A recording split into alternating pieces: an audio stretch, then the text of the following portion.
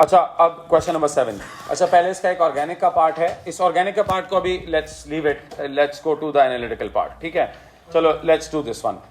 Each compound उसने कहा हुआ है HCO2H, फिर उसके बाद आपको दो और कंपाउंड दिए हुए पढ़ लें आप। Is dissolve separately in CdCl3, proton NMR and carbon 13 NMR spectra are then obtained.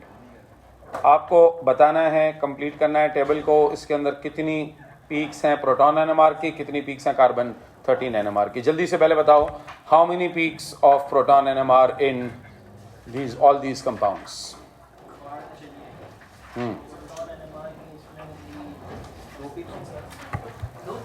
दो पीक होंगी, दोनों की पीक अलग अलग है। ये दो प्रोटॉन एनवायरमेंट्स है ना, तो एक पीक इसकी 1 और एक इस OH की 2, सो 2 पीक्स। ठीक है, how about the second one? Sir ये सेकेंड है क्या? ये यू है ना, COOH और फिर COOH, ऐसे ही है ना ये जी, इथिन डायोवेट है ये। तो क्या ख्याल है इसके अंदर कितनी पीक्स होंगी?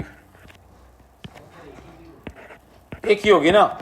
उसकी वजह यह है, इसकी एक ही पीक इसलिए होगी क्योंकि दोनों H आइडेंटिकल है ना, बिल्कुल दोनों बिल्कुल आइडेंटिकल प्रोटॉन एनवायरमेंट्स हैं। और तीसरे वाले को देखिए, तीसरे वाले के अंदर तुम्हारे पास ये COOH इधर है, फिर उसके बाद ये CH2 है, फिर CH2 है और फिर COH है। तो ये दोनों तरफ बिल्कुल आइडेंटिकल है ना। एक पीक इसकी होगी एक, और एक इसकी होगी 2। बाकी वो जो अगला वाला CH2 बिल्कुल इस जैसा है और COH का H बिल्कुल इस जैसा है, 2। अब कार्बन 13 की पीक्स बताओ, कितनी कितनी होंगी कार्बन 13 की पीक्स? इसके अंदर तो एक ही कार्बन एनवायरनमेंट है, तो इसकी एक, दूसरे वाले में भी दोनों कार्बन बिल्कुल आइडेंटिकल एनवायरनमेंट के ना, दूसरी वाली 2,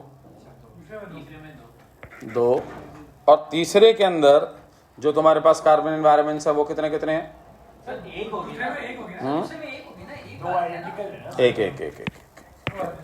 एक, और तीसरे में 2, 1 2। ठीक है, समझ में आ गया? ओके, अच्छा।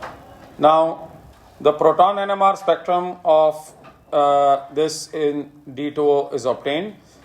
Describe and explain the difference observed between the spectrum of proton NMR and spectrum of this one. क्या सर फर्क होगा, आप मुझे बताइए जी। कौन से वाले की? The peak of H of COOH will disappear. क्यों डिसअपेयर हो जाएगी? Because it is exchanged with D, ठीक है, D फ्रॉम D2O। बस एक मार्क के लिए काफी। ठीक है भाई, समझ में आ गया आप लोगों को? ये क्लियर है? ओके, देन अच्छा, इसका अब ये ऑर्गेनिक वाला पार्ट है, तो चलें अब ऑर्गेनिक के पास भी कर ही लेते हैं। अब आ ही गए हैं सवाल में, ताकि नहीं अभी हो सकता है बीच बीच में थोड़ा थोड़ा ऑर्गेनिक भी हो। सर उसके ऑर्गेनिक के साथ ही लिंक होकर आएगा ना सवाल, अलग से कैसे बना दूं? अच्छा चलो, इसका ये वाला पार्ट भी कर लेते हैं, इसका पार्ट वन भी कर लेते हैं। Compare and explain the relative acidities of butanoic acid, ethanol, ethanoic acid and water. Sir सबसे पहले तो सबसे स्ट्रॉन्गेस्ट तो कार्बोक्सिलिक होते हैं। अब कार्बोक्सिलिक जो होते हैं वो सबसे ज्यादा स्ट्रॉन्गर क्यों होते हैं जी?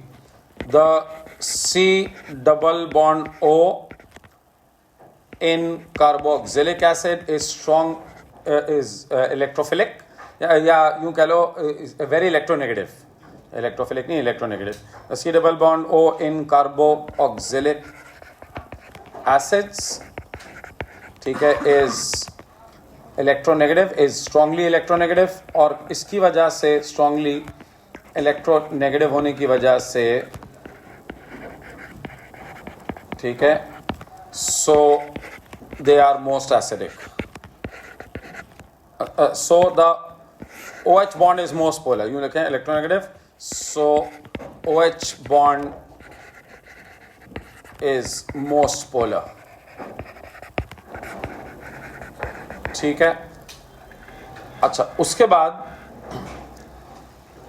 दो कार्बोक्सिलिक एसिड्स है ना, एक ब्यूटेनॉइक और एक इथेनॉइक, तो दोनों में से ज्यादा स्ट्रॉन्गर कौन सा होगा? ज्यादा स्ट्रॉन्गर ब्यूटेनॉइक होगा। क्यों? तो एल्काइल ग्रुप्स तो पुश करते हैं ना इलेक्ट्रॉन्स को, तो जब पुश करेंगे तो वो तो पोलैरिटी रिड्यूस कर देंगे। सर एक में तुम्हारे पास है एक है एथेनॉइक, एथेनॉइक में CH3COH है, CH3COH।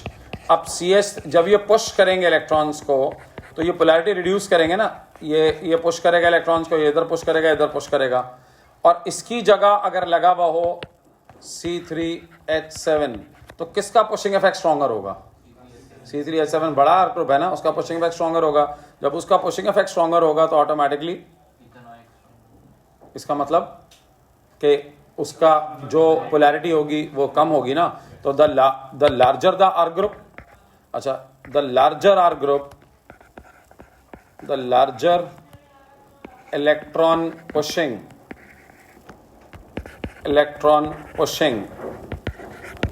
alkyl group in butanoic acid decreases the polarity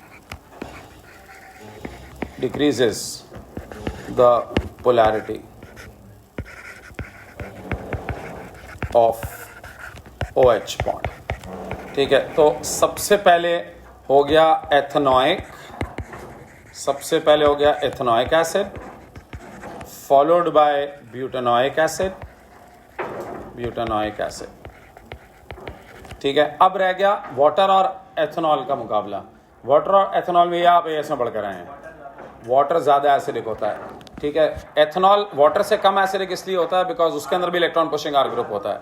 ठीक है, ethanol is weaker acid than water,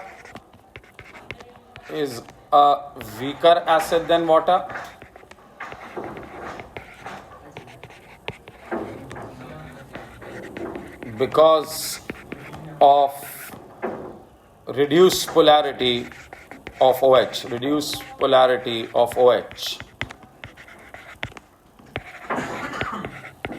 due to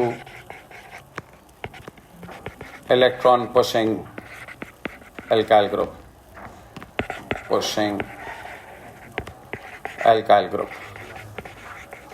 समझ गए? नहीं। सो यहाँ पर वाटर और फिर यहाँ पर एथेनॉल। क्लियर है? ये बहुत दफ़ा आ चुका है ऑर्गेनिक में, बार बार रिपीट होता है, तो ये इसका आंसर। चलिए आप ज़रा थोड़ी सी ऑर्गेनिक की नॉलेज और टेस्ट करते हैं आपकी।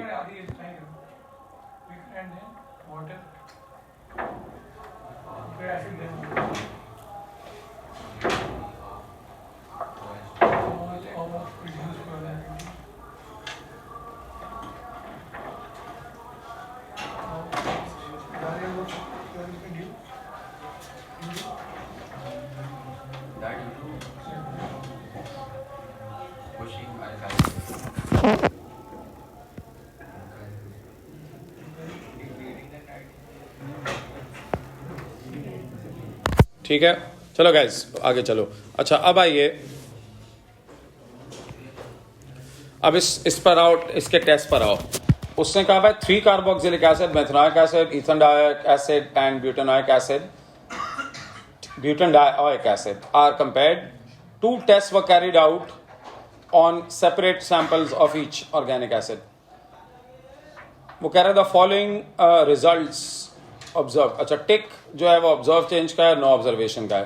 तो उसने कहा कौन सा रिएजेंट आप डालेंगे जो कि मेथेनॉइक एसिड के साथ पॉजिटिव रिजल्ट देगा बट बाकी दोनों के साथ नहीं देगा, और क्यों ये भी बताइए कि वो उसी के साथ क्यों देगा।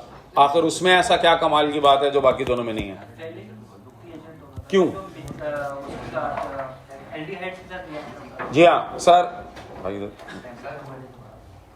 ये जो मेथेनॉइक एसिड है ना, मेथेनॉइक एसिड के अंदर ये वाला ग्रुप होता है ना, ये OH, ये वाला ग्रुप सिर्फ इसी एसिड के अंदर होता है और किसी के अंदर नहीं होता। यानी इस तरफ जो है ना ये OH, ये आपको याद है एएस में आपने पढ़ा था कि एल्डिहाइड के अंदर भी ये वाला ग्रुप होता है, और because of the presence of this group in methanoic acid ये फेलिंग्स या टॉलिन्स रिएजेंट से पॉजिटिव रिजल्ट देता है। तो आप दोनों में से कोई भी लिख सकते हैं। तो अगर मैं यहाँ पर टॉलिन्स रिएजेंट लिख दूँ, टॉलिन्स रिएजेंट, और टॉलिन्स रिएजेंट के साथ आप क्या करते हैं, इसको बस टॉलिन रिएजेंट ऐड करते हैं, हीट वीट की तो इसमें ज़रूरत होती नहीं है।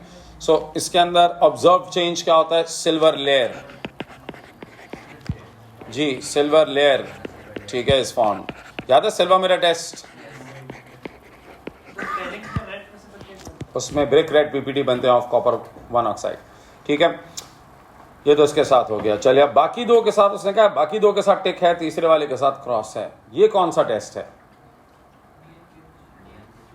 ये आपने A2 में पढ़ा है, यह भी आपको A2 में पढ़ा है मैंने।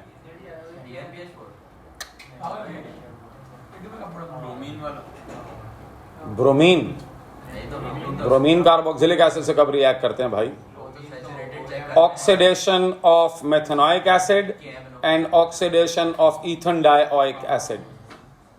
पढ़ा है ना अभी, हम एएस में पढ़ा है, A2 में पढ़ा है, ये A2 में पढ़ा है ना, ऑक्सीडेशन ऑफ मेथनोइक एसिड और ईथन डाइओइक एसिड, दोनों में क्या बनता था याद करो, कार्बन डाइऑक्साइड एंड वाटर, याद आ रहा है। सो इसका रिएजेंट क्या होगा,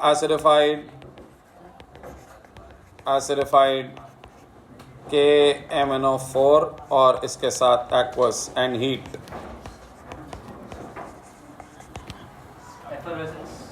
जी हाँ, तो उसकी ऑब्जर्वेशन होगी effervescence of a colourless gas that is carbon dioxide, effervescence, bubbles भी लिख सकते हैं, ऑफ अ कलरलेस गैस, ठीक है, दैट इज कार्बन डाइऑक्साइड। ठीक हो गया।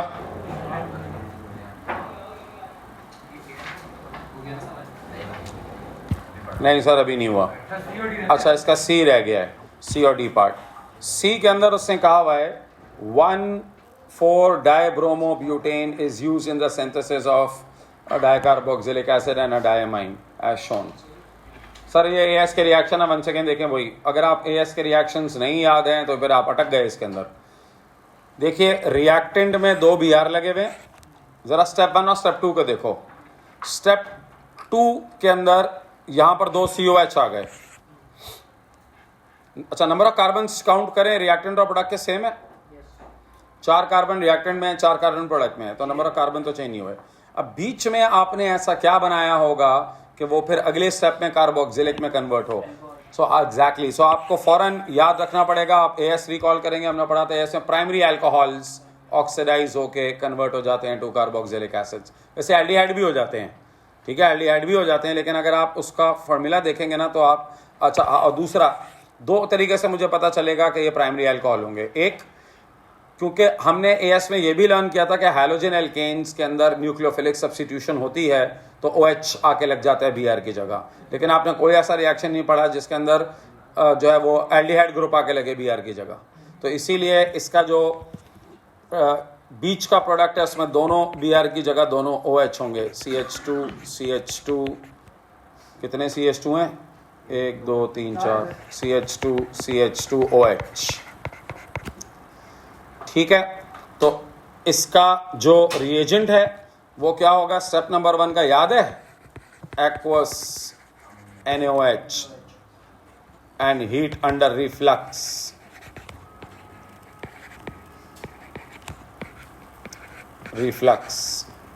अच्छा स्टेप नंबर 2, प्राइमरी अल्कोहल को ऑक्सीडाइज कैसे किया था, हीट विद एसिडिफाइड KMnO4 या K2CN with acidified KMnO4 aqueous, ठीक है। ये तो स्टेप नंबर 1 स्टेप नंबर 2 के रिएजेंट्स हो गए। अब इधर आइए, सेकंड वाले में सबसे मैं हमेशा लोगों को कहता हूँ कार्बन चेक किया करो। रिएक्टेंट और प्रोडक्ट के कार्बन में देखो फर्क है, 2 कार्बन ऐड हो गए हैं। अब हमने ये पढ़ा था AS में हैलोजन एल्केन में कि अगर हम BR को रिप्लेस कर दें बाय CN तो 1 बढ़ जाता है, ठीक है, याद है। तो यहाँ आ जाएगा CN BR की जगह, फिर ये बाकी तो अपनी जगह रहेंगे, CH2 यहाँ आ जाएगा CN। और फिर हमने A2 में पढ़ा है, याद करो अमाइन के चैप्टर में, कि अमाइन को बनाने का, प्राइमरी अमाइन को बनाने का तरीका reduction of nitrile, one of the methods, याद आ रहा है, रिडक्शन ऑफ नाइट्राइल। तो उनको रिड्यूस करोगे तो तुम्हारा फाइनल प्रोडक्ट बन जाएगा। सो पहले वाले का स्टेज 3 का रिएजेंट क्या है? KCN in ethanol and heat, या हीट अंडर रिफ्लेक्स भी इसके अंदर होगा, अंडर रिफ्लेक्स, खाली हीट भी लिखेंगे तो इसके मार्क्स मिल जाते हैं।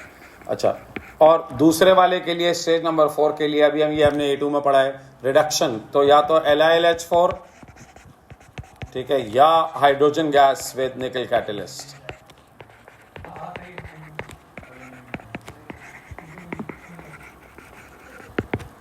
ठीक है, समझ में आ गया, याद आ गया? सर ये तो बहुत ही आसान है। उसने कहा हुआ है एक पॉलीअमाइड है जिसमें डाइकार्बोक्सिलिक और ये वाला डाइकार्बोक्सिलिक और ये डायमाइन रिएक्ट कर रहे हैं। उसने कहा हुआ है draw the repeat unit. Sir मैंने आपको क्या बताया था? ड्रॉ द रिपीट यूनिट आप कैसे बनाएंगे, कैसे बनाना है इसको? जी, आपने पहला ये मोनोमर इधर से ये बनाया, कितने हैं ये? CH2 6 हैं।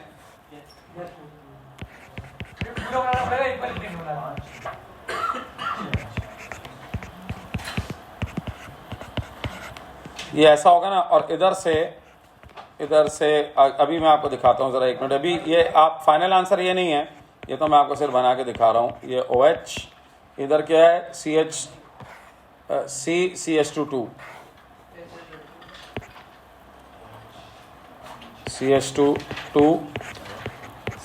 COH ना, तो आपको अच्छा इसमें बनाना डाइपेप्टाइड। तो इधर से निकलेगा H, इधर से H और इधर से OH और इधर से भी क्या निकलेगा? OH, क्योंकि उसने कहा है ड्रॉ रिपीट यूनिट।